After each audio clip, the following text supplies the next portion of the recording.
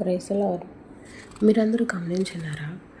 చూడండి, యేసయ్య శిష్యుల్ని ఎలా పిలుచుకున్నారు. ఆయన చక్కగా మంచి అద్భుతాన్ని చేసి వాళ్ళల్లో చేపలు పడకపోతే విస్తారమైన చేపలు వేసి వాళ్ళకి అద్భుతం చూపించారు కూడా. కరెక్ట్. వాళ్ళ ముందే చాలా అద్భుతాలు చేశారు, స్వస్థతలను ఇచ్చారు, చనిపోయిన వాళ్ళు లేపారు.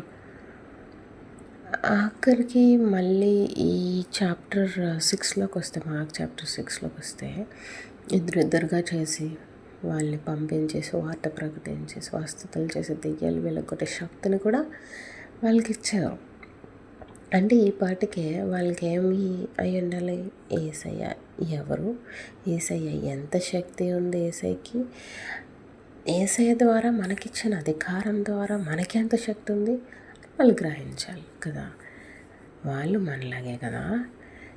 మన జీవితాల్లో కూడా ఎన్ని అద్భుతాలు జరిగినా మనం మళ్ళీ ఏదైనా సమస్య వస్తే మళ్ళీ ప్రాబ్లంలోనే భయంతోనే ఉంటాం.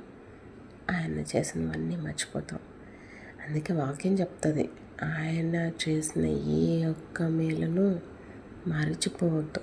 మర్చిపోకుండా ప్రతి మేలుకు గాను ఆయన స్తుతిస్తే మనము ఆ భయంలోని బలాన్ని పొందుకుంటాం.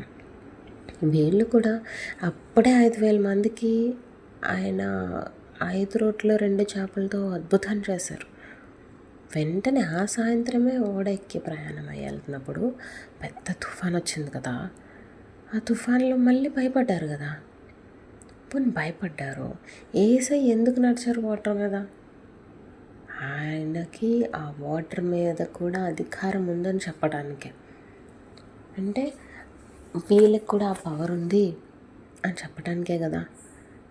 భయపడకండి నేనే అని మళ్ళీ ఆయన చెప్పుకోవాల్సి వచ్చింది. నా దేవుడు నాతోనే ఉన్నారు అని మనం గ్రహించలేదు కదా. అలాగే ఆ రోజు ఆ శిష్యులు కూడా గ్రహించట్లేదు.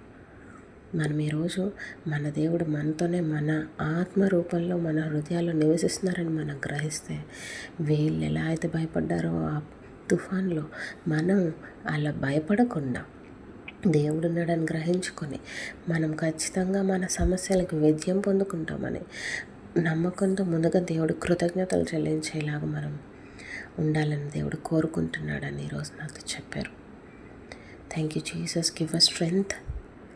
అండ్ ప్రతి క్షణం మీరే దేవుడని, మీరే అన్నిటికీ అధికారం కలిగిన వాడు అని గుర్తెరిగి మేము ధైర్యం తెచ్చి ఉండాలని మీకు మహిమ ఘనత ప్రభావాలు చెల్లించుకుంటున్నాం తండ్రి. ఆమెన్.